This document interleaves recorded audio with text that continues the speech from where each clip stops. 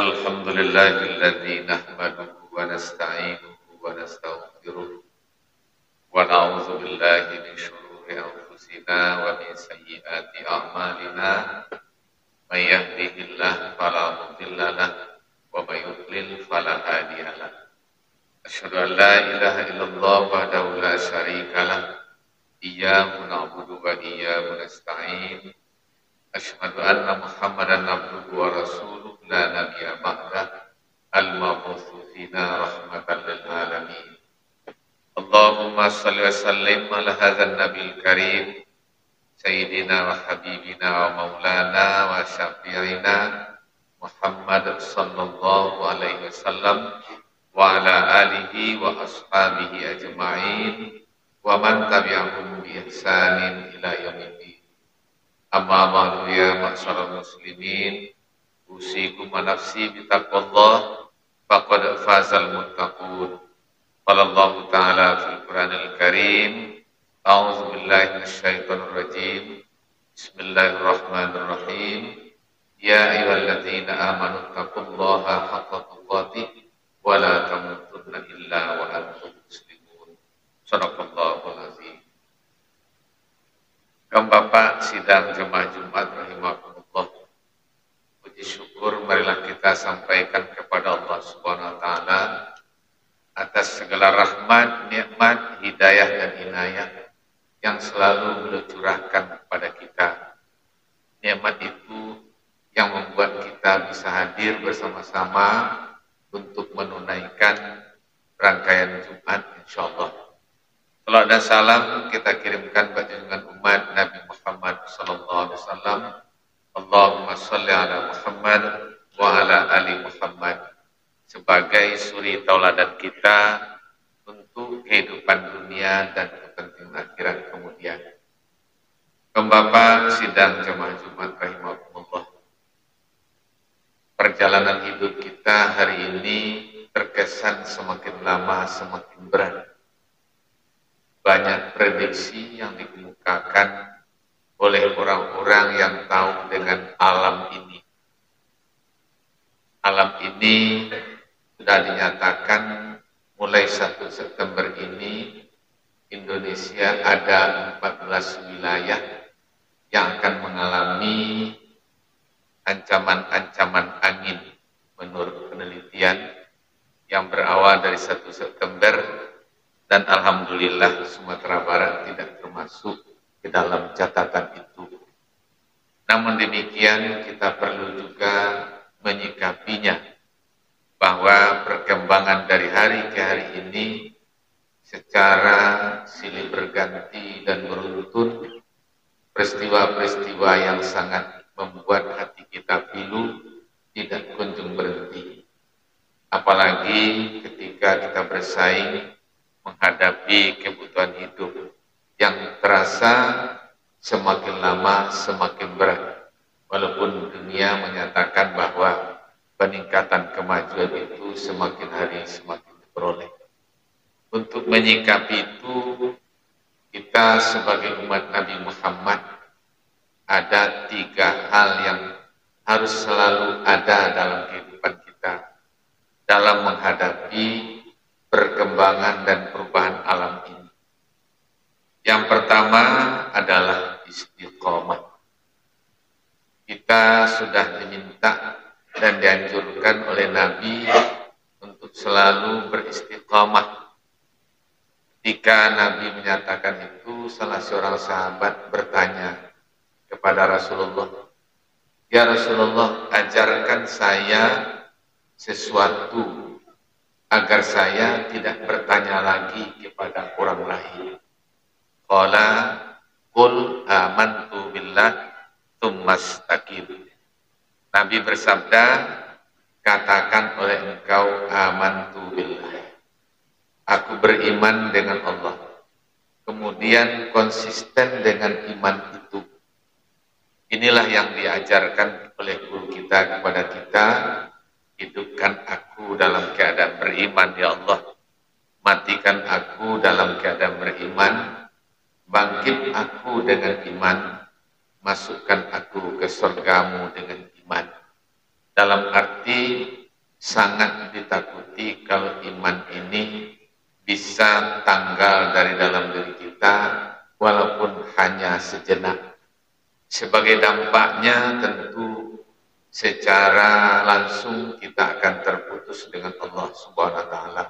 Kalau kita tidak istiqamah untuk beriman, maka dalam hal ini tentu kita perlu berdoa sepanjang waktu agar iman itu menjadi tetap di dalam diri kita. Salah satu kisah seorang pemuda yang hari ini masih hidup bertanya, ketika dia berbangga katanya dengan sholat rajin, puasa sunat rajin, mengaji juga rajin, tetapi ada kebiasaannya yang susah dia tanggalkan, yaitu meminum yang terlarang. Yang lainnya tidak dia kerjakan. Maka pada satu waktu, karena dia secara lahiriah dipandang oleh orang-orang baik dan orang taat, orang saleh, maka dia selalu bersembunyi untuk meminum hal itu di tempat jemuran padi di tengah malam. Orang sebut hari ini di laman buler atau penjemur padi. Setelah dia minum, supaya tidak kelihatan oleh orang, dia coba berbaring. Ketika dia berbaring tersebut, mulailah gejala-gejalanya ke dalam diri. Artinya dia sudah mulai hampir hilang konsentrasi. Ketika itu bergerak dari dadanya seperti benda mau keluar. Dia coba menahan karena sakit, tetapi tidak bisa ditahan. Akhirnya keluarlah sebesar kelereng dari mulutnya. Kemudian semakin tinggi, semakin besar, dan bercahaya seperti cahaya emas. Ketika itulah dia cepat beristighfar dan meminta cahaya itu kembali ke dalam badannya, sehingga suasana tidak sadarnya tidak terjadi. Namun cahaya itu semakin meninggi. Sudah begitu jauh dia menangis, meminta kepada Allah agar cahaya itu dikembalikan. Perlahan-lahan cahaya itu kembali ke dalam badannya. Lalu dia tanyakan kepada khatib, apa itu gerangan yang terjadi? Masih bersyukur kamu, itu adalah cahaya iman yang mau pergi dalam diri ini. Seandainya dia tidak ada lagi, maka hari ini kamu menjadi penduduk neraka yang masih hidup. Karena iman kamu sudah mau berangkat. Maka sampai pagi dia menangis. Nah, karena dia merasakan tidak istiqomah. Itulah awal dia meninggalkan kebiasaan tersebut. Dan sampai hari ini orang yang masih hidup. Kira-kira pesan Nabi kepada sahabat tersebut, "Summastaqim." Tetaplah kamu dalam keadaan beriman. Dalam arti jangan sampai iman itu lari dari diri. Bahkan Nabi sempat menyatakan perbaharui setiap waktu. Sepanjang hari minimal 2 kali memperbaharui iman. Ini sering disampaikan, mungkin kaum bapak pernah mengalami dan melihat di tempat-tempat sholat subuh orang mengajak zikir bersama. Kemudian sudah maghrib orang mengajak zikir bersama. Subuh akan menghadapi perjalanan hidup ini, begitu banyaknya ujian agar iman tetap kokoh, jangan tergoda. Malam mau tidur, sudah maghrib juga zikir bersama, begitu takutnya kalau di waktu tidur nyawa melayang tidak jadi bangun pagi lagi. Dulu di mana-mana itu kita lihat. Mengapa ini muncul? Karena ada saudara suruh jadidu imanakum, perbaharui iman kamu. Qalu kaifa nujaddidu imanana ya Rasulullah? Qala aksiru la ilaha illallah. Bagaimana cara kami memperbaharui iman kami ya Rasulullah? Perbanyaklah oleh kalian membaca kalimat la ilaha illallah. Maka sebelum tidur tentu kita berusaha melantunkan kalimat tersebut, baik secara pribadi, keluarga maupun kelompok. Karena zikir yang tertinggi dalam Al-Quran Afdhalu dzikri fa'lam annahu la ilaha illallah. Ini yang perlu kita tanamkan, karena menghadapi hari ini kita baca, kita lihat berita segala macam, begitu mudahnya tanggal iman bila berhadapan dengan persoalan dunia. Begitu mudahnya rusak iman bila berhadapan dengan persoalan dunia. Apa tanda iman itu rusak? Tidak mau sholat, yang paling mudah dilihat. Kaum bapak sidang jamaah Jumat rahimakumullah. Yang kedua, kita harus berikhtiar sepanjang waktu. Berikhtiar itu artinya berusaha memilih yang terbaik. Tidak semuanya kita jadikan kebutuhan kita. Kita selalu berusaha untuk mencari yang terbaik. Yang terbaik itu tentu ada petunjuk dari Al-Quran dan Sunnah Rasulullah SAW. Seperti yang biasa disampaikan oleh khatib-khatib atau guru kita, Ish ma syi'ta. Hiduplah engkau sesuai kehendakmu. Tetapi ingat, di balik kehidupan ini ada kematian. Wa anta mayyitun. Hidup mana yang bisa menyelamatkan? Hidup yang selalu berikhtiar untuk kebaikan. Dalam kehidupan ini berusaha mencari kebaikan. Kalau tidak baik ditinggalkan, kalau baik ini akan dilakukan.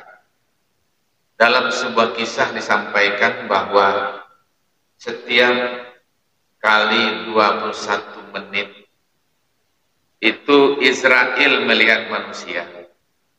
Kita dilihat, umat Muhammad, umat manusia ini dilihat. Nah, dia menyatakan masih belum sadar juga manusia ini. Padahal dia akan mati. Di seberang kematian akan ada pembalasan. Dan akan ada kehidupan yang abadi dan kehidupan yang langgeng. Bahkan dalam kisah tersebut dinyatakan masih ketawa terbahak-bahak di saat sholat sudah memanggil. Lupakah mereka? Mereka akan juga dipanggil. Kaum bapak sidang jemaah Jumat rahimakumullah. Makanya wa'mal masyita kata Nabi, beramallah kamu sesuai amalan yang kau ingin. Apa yang kau kerjakan di muka bumi, kerjakanlah. Pesan malaikat kepada Nabi, Nabi menyampaikan kepada kita, ingat wa anta majziyum bih. Perbuatan itu akan dibalasi sesuai dengan kerja kita.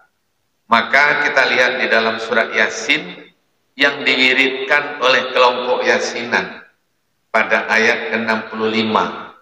Allah membiarkan kita besok di akhirat berdiskusi antara tangan, kaki, dan kepala segala macam akan bercerita. Nah, kami sebenarnya harusnya selamat dengan kamu wahai lidah. Kami sebenarnya harus selamat dengan kamu wahai tangan. Kami harus selamat dengan kakimu wahai kaki. Hari ini bagaimana kami lagi menyelamatkan diri? Dibiarkan Allah. Kita berdiskusi dengan anggota badan kita sendiri. Siapa yang akan bisa menyelesaikan? Barulah Allah tutup mulutnya dan kemudian semuanya melaporkan perjalanan hidup. Maka untuk itu tentu kita harus berikhtiar memilih laporan yang terbaik. Dan kemudian berusaha untuk menempati kerja yang terbaik. Dan tidak berusaha untuk melakukan penipuan di muka bumi. Karena kata Nabi, orang yang mencoba menipu-nipu dengan berbagai alasan, besok juga akan ditipu oleh Allah dengan alasan Allah. Contohnya mereka diarah menuju surga. Tapi pas di pintu surga ditegur bahwa sebenarnya kamu tidak ke sini. Kamu ke neraka. Sementara rombongan menuju surga kita disisihkan dengan pernyataan itu. Maka ini tentu akan memalukan yang sangat luar biasa dan penderitaan yang sangat luar biasa juga. Oleh sebab itu dari hari ke hari ini perlu kita mencoba memikirkan dan berikhtiar. Orang Minang biasa menyebutnya dengan bidal. Kalau ingin berbuat, pilihlah yang terbaik tapi tidak menyakiti orang lain. Kalau kita suka, suka kita itu tidak mengganggu ketentraman orang lain. Kalau kita akan mengambil, ambillah, tapi tidak mengurangi orang lain. Bagaimana cara melakukannya itu? Lahirlah bidal-bidal orang Minang. Lahirkan kapal dalam tubuh. Kerjakan oleh hati sebagai pengemudi. Bahasa Minang ini sangat indah. Bagaimana membuat kapal dalam tubuh? Bagaimana disuruh hati untuk mengemudi? Dalam arti sebelum kita berbuat, sebelum kita bertindak, akal, pikiran, jiwa kita harus mengelola lebih dulu. Apakah ini menguntungkan untuk saya dan menyenangkan untuk orang lain? Nah, oleh sebab itu kita disuruh berikhtiar baik-baik dalam kehidupan. Yang ketiga, selalu beristighfar.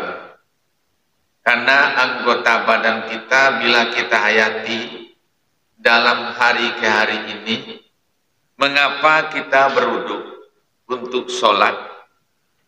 Mula-mula kita basuh tangan. Setelah itu kita minta ampun dari semua kotoran. Lalu mulailah kita berwudu membasuh muka.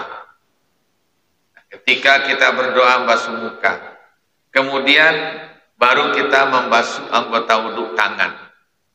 Yang ketiga kita menyapu kepala. Berikutnya kita sapu telinga. Dan kemudian kita basuh kaki. Setelah itu kita disuruh bersahadat dan berdoa menjadi orang kembali, menjadi orang baik di hadapan Allah. Dan meminta agar orang tua pun diberi ampunan dan segala macam. Hari-hari kita lakukan itu. Bahkan tengah malam kita terbangun, kita lakukan itu. Kalau kita timbulkan pertanyaan, kita buang angin, kenapa ini yang dibasuh? Kita buang air, kenapa ini yang dibasuh? Lalu kenapa ini yang dijadikan standar suci oleh Allah? Bahkan kalau bisa setiap mau sholat, walaupun duduk masih ada, timbul analisa kita, ternyata yang kita basuh itu dan yang kita sapu itu adalah sumber kebaikan. Dan juga di samping itu sumber dosa. Kalau kita berkumur-kumur, kita ingat dosa lidah. Kalau kita basuh muka, kita ingat dosa mata. Kalau kita sapu telinga, dosa telinga. Basuh tangan, dosa tangan. Basuh kaki, dosa kaki. Kemudian kita menghadap kiblat disuruh bersyahadat. Berarti memperbaiki dan memperbaharui kembali komitmen di hadapan Allah Subhanahu wa taala. Setelah itu disuruh berdoa untuk menjadi orang kembali kepada Allah. Menunjukkan dari hari ke hari ini kita tidak akan terlepas dari dosa-dosa kehidupan. Maka kata Nabi ketika bertanya kepada sahabat, kita terjemahkan hadisnya, wahai sahabatku, kalau di depan rumah kamu itu ada sungai yang bening, lalu kamu mandi 5 kali sehari semalam, aku mau bertanya, masih tersisakah daki pada dirimu? Karena padang pasir yang sulit air, yang ditanyakan Nabi adalah sungai yang mengalir, mereka ditanya saja sudah bahagia. Seperti melayang dalam pikirnya tuh, berimajinasi. Alangkah indahnya. Sungai ada mengalir di depan rumah, padahal di padang pasir. Spontan sahabat menjawab, tentu tidak ya Rasulullah. Tidak mungkin ada daki lagi sedikit pun. Kalau saya mandi di sungai yang jernih itu 5 kali sehari semalam. Nabi sambil tersenyum berkata, begitulah sholat dengan wudhu. Dosa-dosamu yang kecil-kecil itu akan tanggal sendirinya. Oleh sebab itu menunjukkan kenapa 5 kali, karena tidak pernah berhenti dari dosa. Oleh sebab itu kita selalu dianjurkan beristighfar. 3 hal ini jangan sampai lepas dari diri kita, dan kita semuanya berusaha istiqamah dengan iman. Karena ini adalah nikmat tertinggi dalam kehidupan dunia akhirat. Dan yang kedua, berikhtiar untuk selalu mencari kebaikan. Dan yang ketiga, beristighfar dari semua kesalahan. Karena yang tiga ini akan menjembatani kita kepada surga. Yang orang Minang menyebutnya ibarat tungku tigu sajarangan. Yang pertama adalah iman, yang kedua adalah ikhtiar, dan yang ketiga adalah istighfar. Harapan kembali ke alam akhirat itu tetap dalam genggaman Allah dan reda Allah. Amin ya rabbal alamin. Barakallahu li wa lakum fil Qur'anil azim wa nafa'ani wa iyyakum bima fihi minal ayati wa zikril hakim wa taqabbala minni wa minkum tilawatahu innahu wal ghafurur rahim.